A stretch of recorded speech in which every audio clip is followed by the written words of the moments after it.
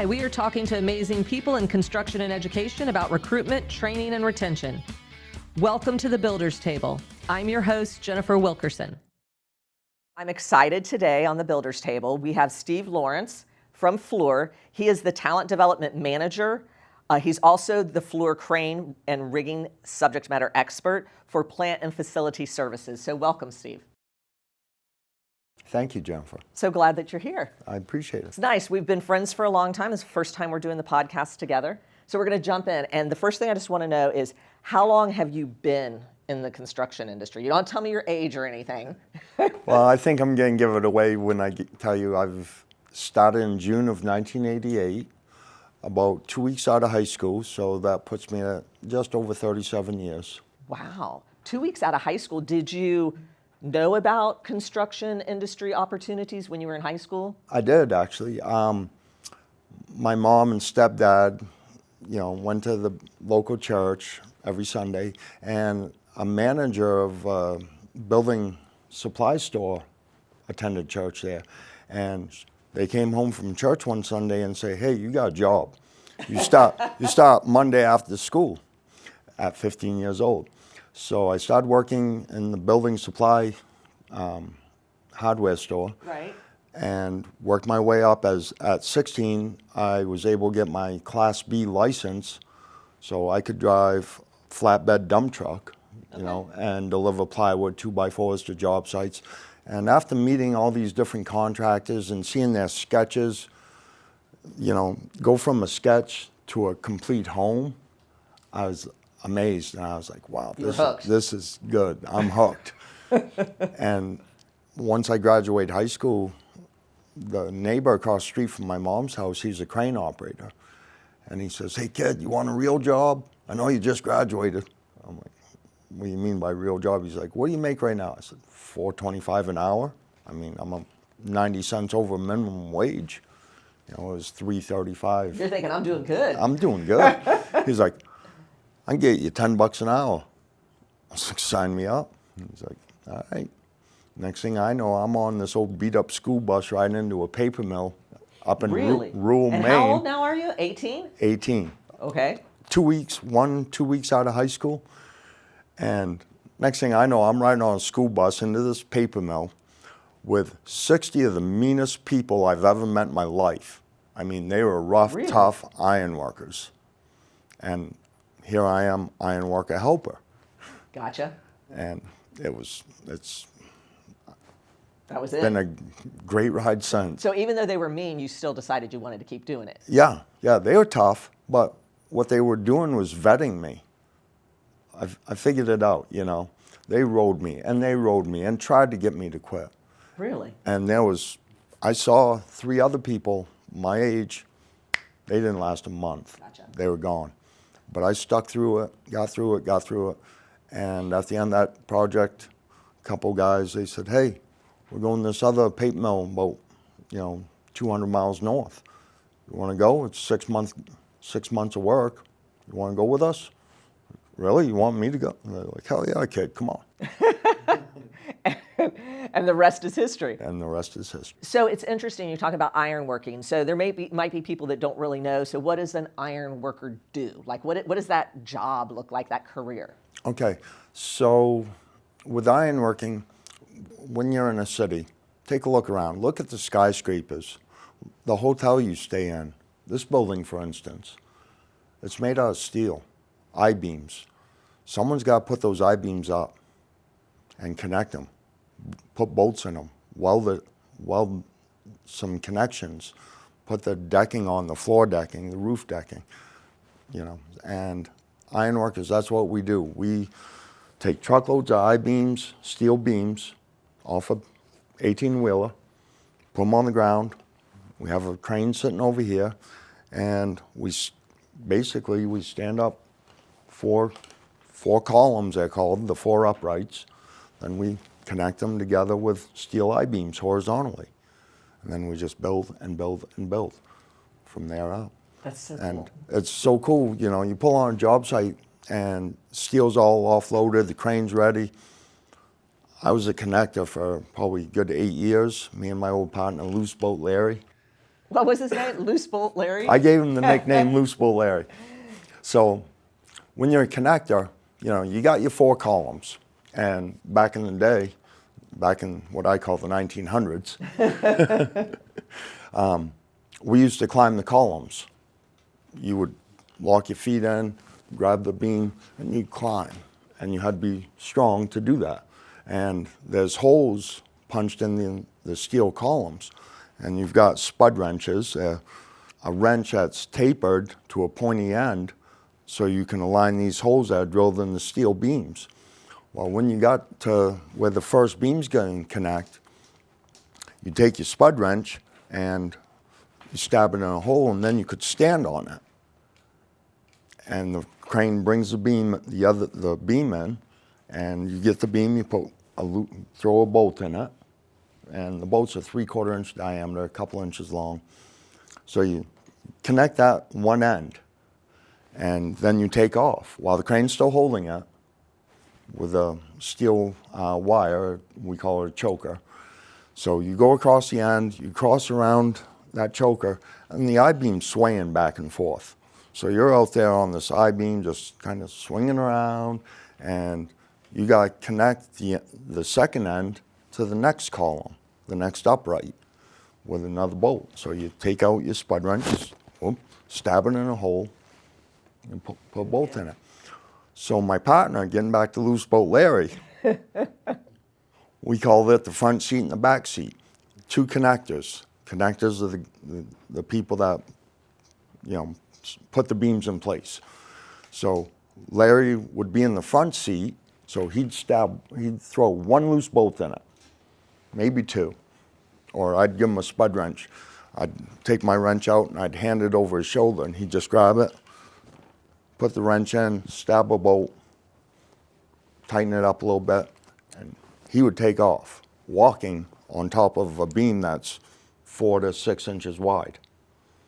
And the beam would be doing this, swaying back and forth. And I'd be trying to catch a thread, It's like, Larry, you're going to fall one of these days, I'll be all right, Stevie. Off he'd go. And so I gave him the name Loose Bolt Larry. Boom, 1 loose bolt. But talking about this, so a couple things with that. One, somebody that is not afraid of heights, that really likes that kind of adrenaline thing and that excitement would be great for this kind of position. But the other thing is we have a lot of safety precautions in that help. So, we've done interviews or surveys, I should say, before, and some parents are like, well, will my kids be safe if they go into construction? What would your answer be to that? Absolutely. So safety is number 1 now. If we don't do it safe, we don't work. Right. And I think that's good to know. I want people to know how safe of industry it actually is. After you leave, like people working on their home, they're more apt to get hurt than they would be on a construction site. Because construction site, as soon as you get 6 feet off the ground, you're tied off. You have a full body harness. The other thing that goes along with being like an iron worker, heavy rigger, even millwright, things like that, but especially I'm iron worker, it builds confidence. I'm confident I can walk out of this room right now and do anything someone throws at me. Right. Whatever it is. Yeah. Sure, let's do it. Yeah. I'm in. You've already accomplished so much, of course.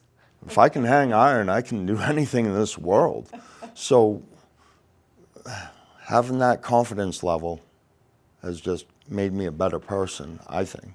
Yeah, no, and I think that's great for young people to hear that are getting into it, because it is. Once you're able to, you look at these incredible buildings and people forget to stop and think about somebody had to figure that out and do that and build that and be up there at the top of that building doing it. So, of course, that's incredible. When you walk onto a job site and you're just staring at a concrete slab, and back in the 1900s, Loose Bolt Larry and I, we challenge ourselves. It's like, let's get 100 pieces of iron hung today. 100 is the number you want to hit when you're a connector. Okay. That's the magic number, 100.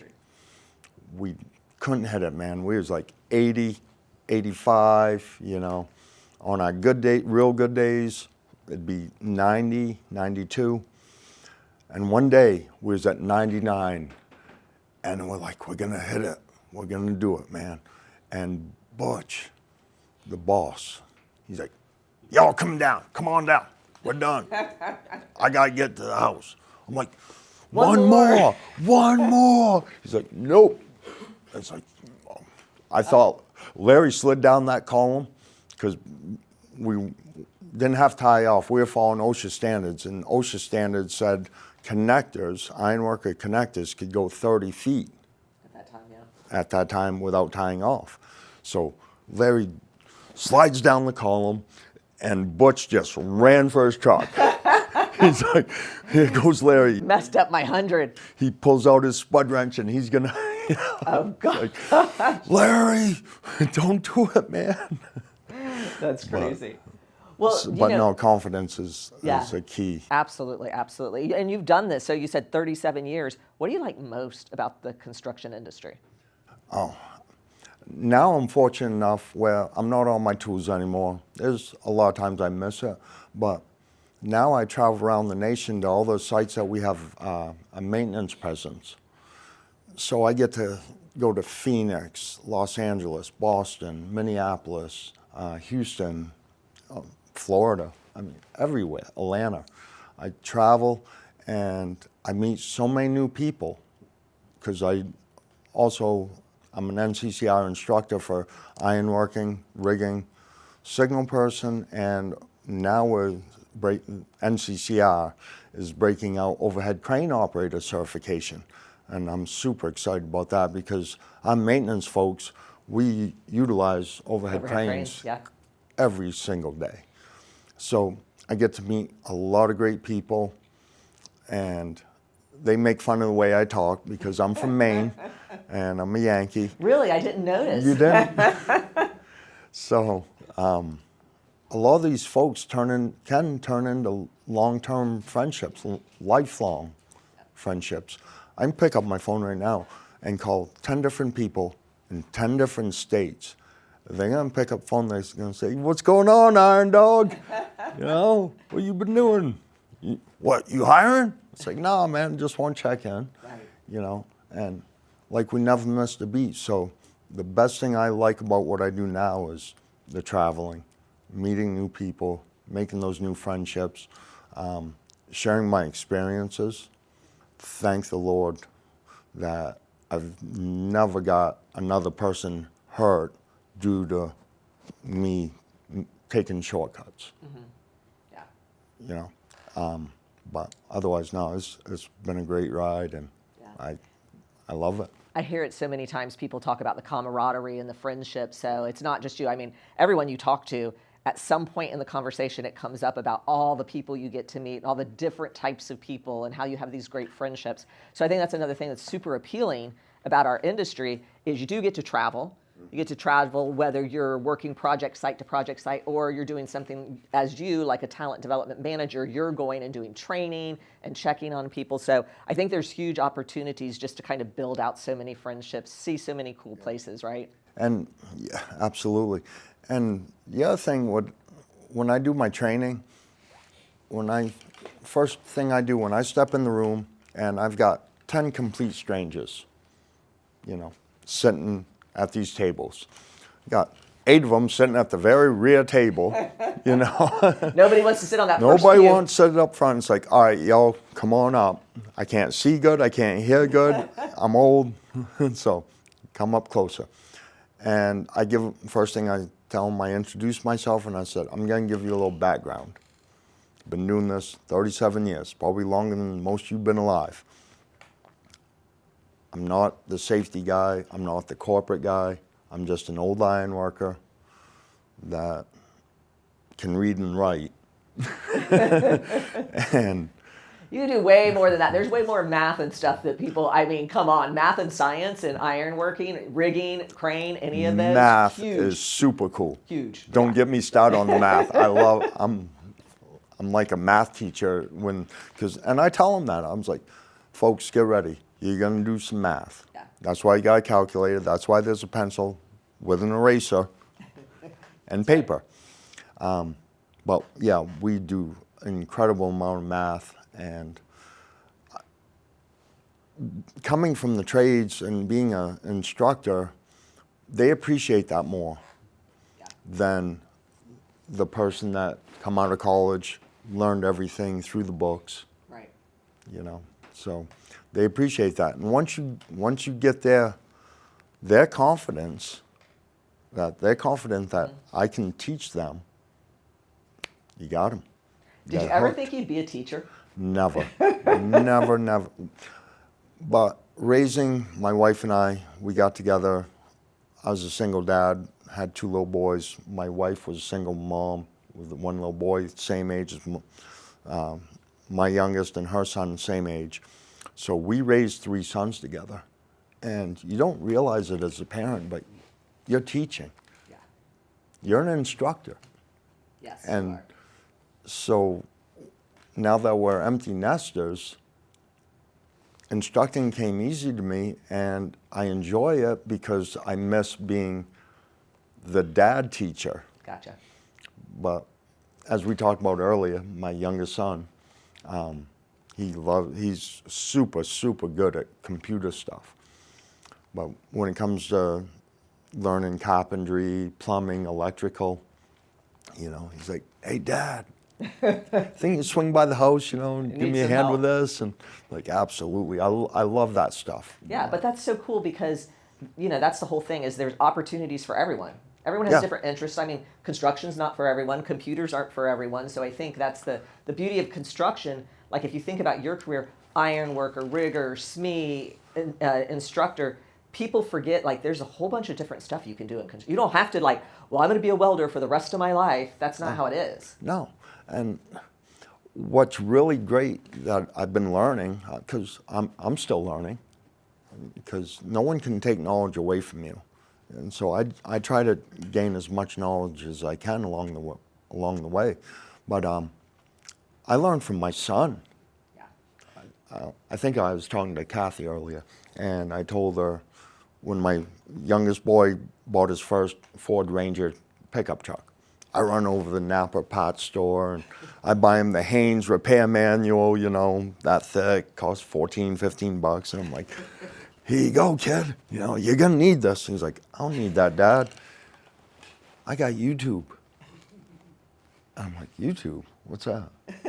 He's like, "Let me see your phone, Dad." And he downloads the app. And I was like, "Wow, this is kind of cool." You know? So what I like is the older generation, the younger generation, we can come together and learn from each other and the new technologies, and or he'll take some of my old school ideas and he can tweak them and make them incredible things out of it. That you really hit the nail on the head there. I think that's the beauty of it. People always talk about, oh, well, it's so hard between the older generation and the new, and it's really not. Like, It's not. Once you actually start getting together, it's like both have something to contribute and do. And I see it in construction all the time. Yeah. Just like what you're saying. YouTube, I had no idea. Like I can look here, but there's so many things, even on the way we do things, that can be improved by having someone that's younger that has a different outlook. And one thing that you have to, when you go into that learning together phase, older, younger, patience, both sides. Yeah. My son knew I didn't have patience. And he'd get in his car or truck and just drive off.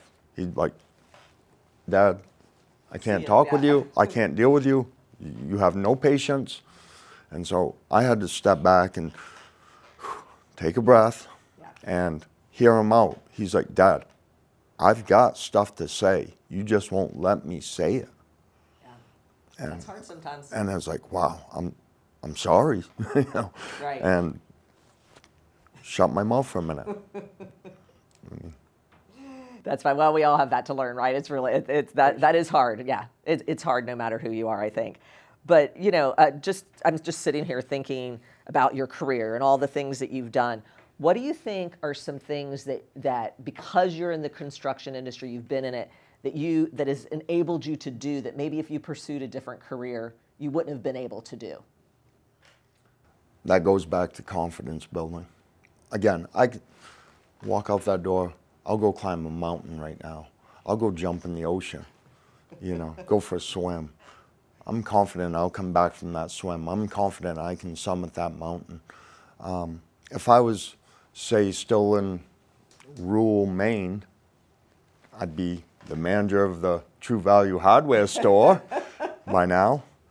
And I don't think I would have got that confidence building installed in me. So if I didn't pursue that career in construction, I wouldn't be as confident as I am now. That's awesome. That's awesome. What advice would you give instructors, whether they're high school, college, if they're association, whatever it might be? What kind of advice would you give them to best prepare the kids that they have? So they're teaching people right now. What advice would you give those instructors? I would say pick up your phone, write an email, reach out to your local contractors, big or small. Reach out to FLIR. There's people like me in the industry. We want to spread the word that there are careers out there where you can make a good living, you can make some really lifelong friendships. So these instructors, reach out. Again, pick up the phone, write an email. You can also introduce YouTube videos. Like when I do instructing during lunchtime, a lot of times we have pizzas brought in or whatever. Well, from 12 to 12:30, I'll run YouTube videos on the TV screen of construction, accidents or incidents or incredible things that cranes pick up. That's cool. Imagine that. So this whole idea, of calling SMEs and that people are interested, I think that's been something that maybe is a misconception. Like teachers are worried that they're going to reach out and that people won't come, that contractors won't come. But what you're saying is 110%, we want to come to your classrooms. We want to help. And I would imagine you guys would even be willing to give suggestions for projects or something that they're working on or guiding what they're working on. Yeah, absolutely. So we want to come to the classes and talk about the great career that people can build because there's a shortage in America. Yeah. Mike Rowe talks about it every day, all day. I'm not sure what the number is now. Last time I looked, I think, and the number's not even close to it, but it's 2.5 million. Mm-hmm. By 2028, I think it is, yeah. Yeah, or even sooner. Yeah, or it could be even a higher number. Yeah. That was short of skilled labor. Yeah. And so we want to get out there. We want to, pretty much recruit. Absolutely. Because we need, like me, I'm not the ironworker connector I was 20 years ago. Yeah. I'm an instructor now. Well, they lost a damn good ironworker. No, we need these young people to step up if we want to keep building this great nation. Absolutely. Because AI is not going to get up there and put round bolts and round holes and steel I-beams. No, that's not going to happen. No, they're not going to put down, AI. Well, they might be able to do some welding, but not 80 feet in the air while they're hanging upside down by a safety harness. So let me ask you this: whether it's young people, teachers, parents that you would be talking to, what's a myth about the construction industry that you would like to debunk and say that is not true? That we're just a bunch of tough, old, cussing, fighting, drinking, swearing, bad boys. That's not who we are anymore. Back a long, long time ago, that was part of the way it was. But nowadays, hey, we're just good people that want to build a better country, be proud of our work, make an honest day's pay for an honest day's work, and go home to our family. Yeah, and the pay is good. And the pay is incredible. I mean, when you drive up and down the highway and you see that $85,000 F-250 King Ranch that's pulling a $100,000 fifth wheel, you know who that is? That's construction. That's a pipe welder. Yeah. That's an electrician. That's a millwright, Yeah. a rigger. I mean, iron worker, whoever. And they're not only rolling down the road in, $200,000 worth of Fun. fun, nice stuff. They've also got a home in Florida or Arizona that costs probably $300,000, $400,000. Yeah. And they're making Good money. good money, Absolutely. and they're doing well. And raising families. And raising families, and So yeah, next time you're driving down the road, Think about that. think about that when that beautiful brand new 2026 Chevy Silverado flies by you, and it's got that $100,000 fifth wheel. Yeah. That's a construction hand. Or he's a retired construction hand. That could be true. That could be too. What about, so all of these things you've done, many places you've gone, is there any memorable projects or a project that stands out to you? Absolutely. It was it was back in 2010. I was asked to go to Crestview, Florida. They said, we're going to set you up in a hotel. It's a long-term job. And set you up at a hotel in Niceville, Florida. And you're familiar with Florida. Right? Yeah. You know where Destin Beach is? Yes, I did. So the job site I was assigned to was, maybe 20 minutes, half-hour drive to the most beautiful beach in the nation, I believe. But anyways, it was a brand new U.S. Army 7th Special Forces fort. Or Army base. And there was several buildings. So they brought in 2 superintendents, myself and another superintendent. I had my ironworker gang. That gentleman had his gang. I was assigned group headquarters, the dining hall, the gym, and a small storage building. But I had group headquarters. That's where the brass is going to sit. Exactly. With the ironworkers, when you hang the very last steel beam, there's a tradition. You attach a small spruce or fir tree and an American flag. And what that tree represents is the growth, the future growth. And so you see that building, it's a steel structure, just skeleton. And then it's going to progress into a finished product. And it continues to grow. The people inside, it helps the growth, everything. So we did that. The connector, Squirrel was his nickname. He was a tree climber, and when he was introduced to steel erection, Took it up right away. he picked right up on it. So Squirrel went to Walmart, bought an American flag, and said, "Dog, this is my flag. I want this one to fly." I'm like, all right. So we flew that last beam. I got the pictures. Then the general contractor said, "Steve, we got 2-star general coming. This is his fort. He's coming to see group headquarters." And I was like, "That's great." I was like, "Can I give him a flag?" He's like, "You want to meet the general?" I'm like, "Absolutely. I want to meet a 2-star general." Yeah. So he showed up like a week later. During that week, my older brother's a retired U.S. Colonel of the Army, and he taught me how to properly fold an American flag into the triangle. Yep. There is a proper way to do it. There is. And I know how to do that now. And I did a little write-up, the background of the flag and the tree, and what that represents, and myself and all my ironworkers signed this document. I bought a picture frame, put that document in it. And when the 2-star general showed up with his entourage, we met him at group headquarters. And I have a picture of me presenting the flag to a 2-star general. And he looked at me first. He and his troops, his entourage, they saluted us. I mean, I'm here, got all my iron gang, iron workers behind me. I got a 2-star general I'm looking eye to eye at. He's got all his people, and they saluted us. And I was the most humbling moment of my life.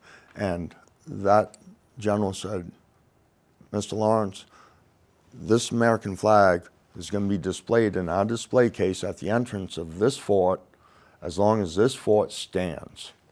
Wow. I could go, and I talked to my older brother. I said, hey, brother, I know you're retired and all. You think we can get on that base? I'd love to go see my flag. Right, right. And he's like, well, we'll try and make that happen. So one day I'm going to go back there. That is so cool. And so this is the funny part about it.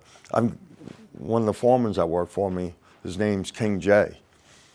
Well, King J stands 6'6", Right. weighs 280 pounds, and he's just big and mean and tough.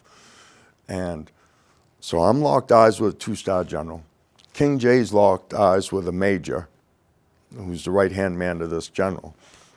And that major, King J says to me after we met him, he's like, Steve, I was scared. He's like, that guy scared me. He's like, Wow. I mean, 7 special forces. Yeah. They are Yeah. the best of the best. Right, So, absolutely. yeah. That's They, so cool. they What a can be great intimidating. experience. What's that? What a great experience. That's why I said, you know, I get to travel around the country Do really cool stuff. and do really cool stuff and hang out with some really cool people. That is awesome. That's awesome. So what do you do in your spare time? So what are your hobbies? Work. Do you have spare time? No, work is my hobby. My wife and I, we own a home in East Texas, out on 5.5 acres land, nice private. So we remodeled our home. I do woodworking in my shop. I just built some brand new birch cabinets I'm very proud of. And yeah, I'm just enjoy doing work. From ironworking to woodworking. Yeah, woodworking's a breeze.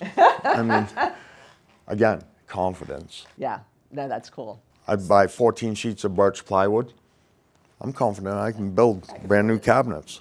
Fill this Absolutely. entire wall right here.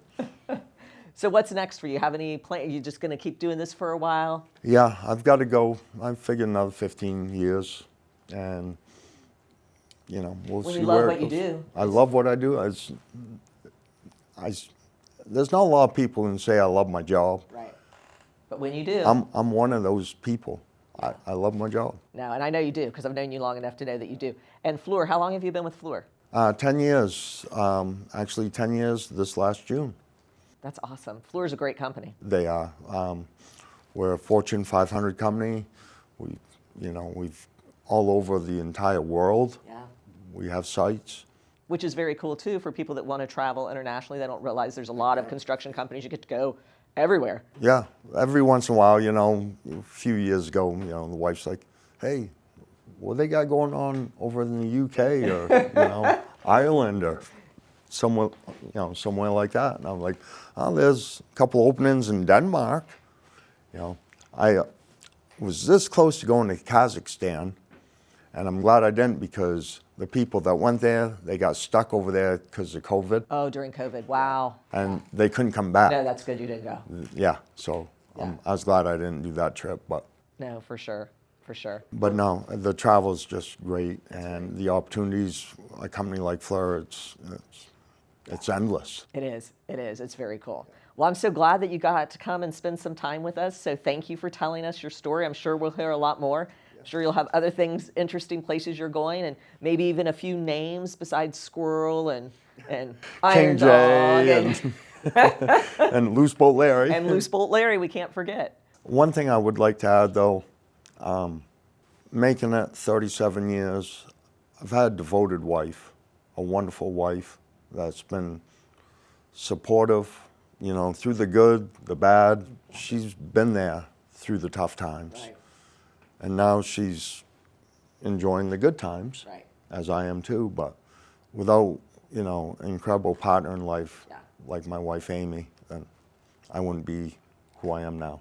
That's great to say, though. No, it's true. It's true. I've been with my husband for a very long time. So I was sitting here trying to think how long, and we got together in 1985.